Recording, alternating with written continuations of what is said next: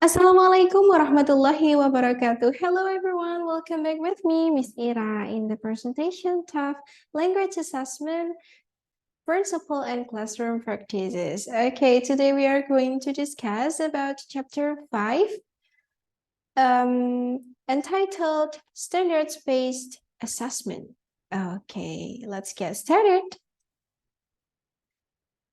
All right, in mid-20th century, standardized tests had unchallenged popularity and growth.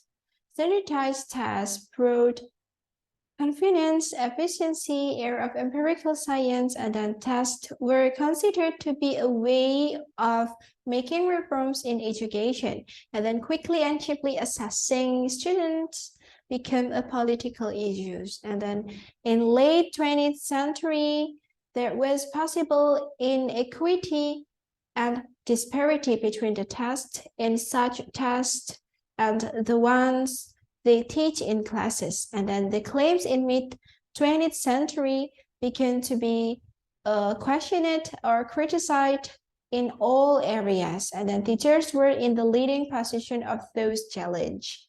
All right. And then educators in the last 20 years, educators became aware of weaknesses in standardized testing. They were not accurate measures of achievement and success, and they were not based on a carefully formed and then comprehensive and validated standard of achievement.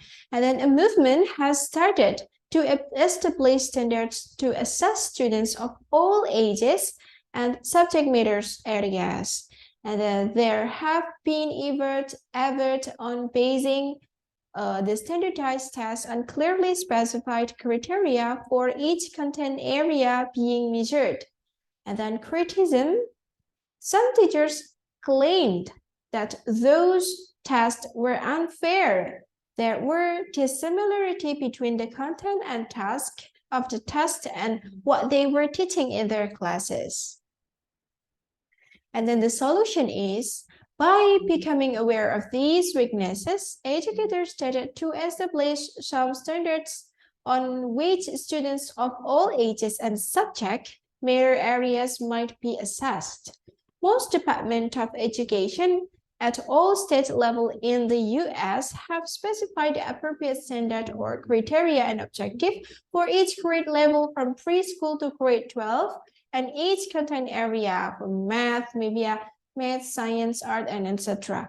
The construction of standards makes possible concordance between standardized test specification and the goals of objectives. For example, ESL, ESOL, ELT, ALLS. Okay, LAP has now been discarded because of the negative connotation of the word limited. And then these are the table of contents. The first is ELT standards, and the second is ELT assessment. The third is TASAS and CCSCANS, and then teacher standards. The fifth is the consequence of standard-based and standardized testing, and then ethical issues of critical language testing. All right. The first is ELT standards. ELT standards, the process of designing and conducting appropriate periodic reviews of ELT standard involve dozens of curriculums and assessment specialists, just like teachers and researchers. Okay, and then standard testing is a global challenge in many countries. English is now required subject starting as early as the first grade in some countries and by 7th grade in virtually every country worldwide. ELT standards, in creating such benchmarks for accountability, there is a tremendous responsibility to carry out a comprehensive study of a number of domains. They are literally thousands of categories of language ranging from phonology and the one end of a continuum to discourse, pragmatic, functional sociolinguistic elements at the other end. Specification of ELT students' needs are at 13 different grade levels for succeeding in their academic and social development, and then a consideration of what is a realistic number and scope standard to be included within a given curriculum, and then a separate set standard just like qualification, expertise, and training for teachers to teach ELD students successfully in their classroom. And the last is a thorough analysis of the means available to assess student attainment those standards. The second is ELD assessment. The development of standard obviously implies the responsibility for correctly assessing their attainment. It is found that the standardized tests of the past decade were not in line with newly developed standard. The interactive process not only of developing standard, but also of creating standard-based assessment standard. And then specialists design, revise, and validate many tests. And then the California English Language Development Test, or CALTT, is a battery of instrument designed to assess attainment of ELT standard across grade level, not publicly available. Yeah, and the language and literacy assessment rubric, in which multiple forms of evidence of students' work are collected. And then teachers observe students year-round and record their observation scannable forms. Number 3 is CACAS and CSCANS. Okay, what's the difference? All right. CASAS is Comprehensive Adult Student Assessment System, and CSCANS is Secretary's Commission in Achieving Necessarily Skills. All right, the CASAS first. It's designed to provide broadly based assessment of ESL curricula across US. And then it includes more than 80 standardized assessment instruments used too. First is place of SS in the programs, diagnose learners' need, and the third is monitor the progress, and the fourth is certify mastery of functional skill. At the higher of educations like college, adult, and language schools workplace. And what about CSCANS, or Secretary's Commission in Achieving Necessarily Skills?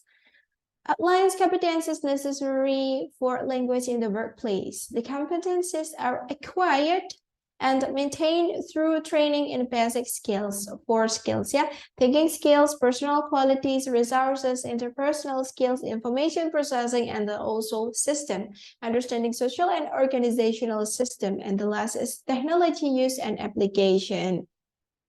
And the fourth is teacher standards. Teacher standards, all right. Coleman, 2001, emphasized that the importance of teacher standard in 3 domains. The first is linguistic and language development. The second is culture and interrelationship between language and culture. And the third is planning and managing instruction. All right, professional teaching standard has also been focus of several committees in the International Association of Teacher English to Speakers of Other Languages. And the fifth is the consequences of standards-based and standardized testing. All right, consequences of standards-based and standardized testing. This one is positive and the other one is negative. Okay, let's talk about the positive first. The positive of consequence of standard-based and standardized testing. The first is high level of particularity and reliability, and then provide insight into academic performance, accuracy in placing number of test takers on to norm reference scale, and then the last is ongoing construct validation studies. And what about negative?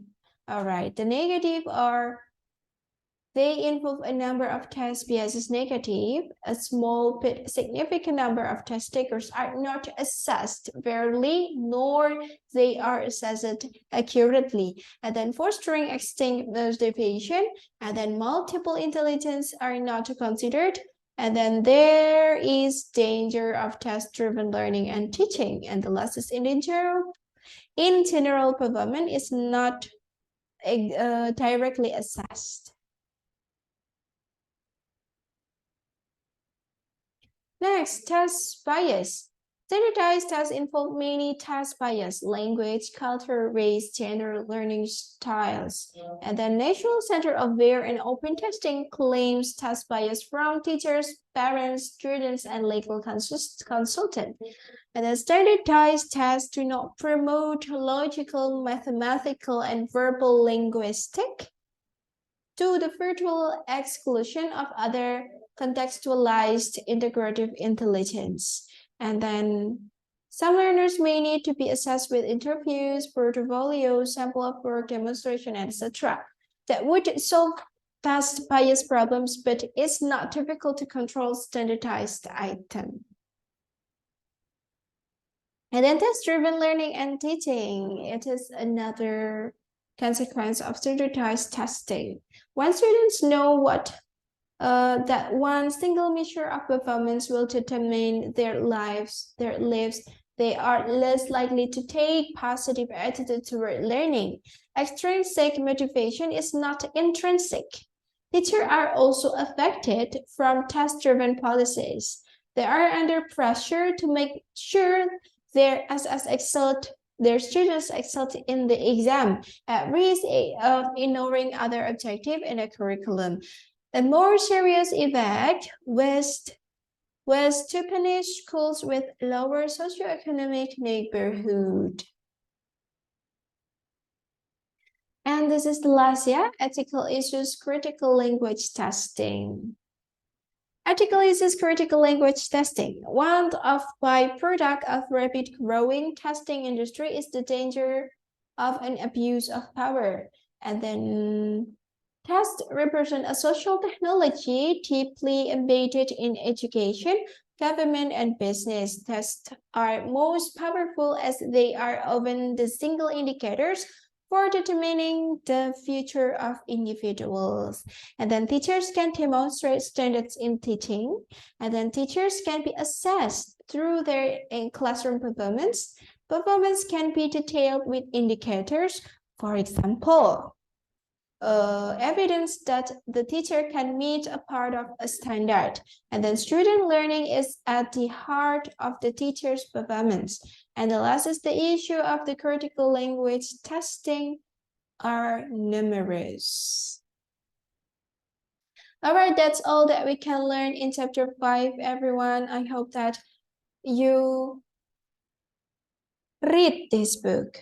Which one? All right, this book, Language Assessment Principle and Classroom Practices by H. Douglas Brown. All right, thank you so much for watching this video. I hope that you keep healthy and then see you on the next video. Bye-bye.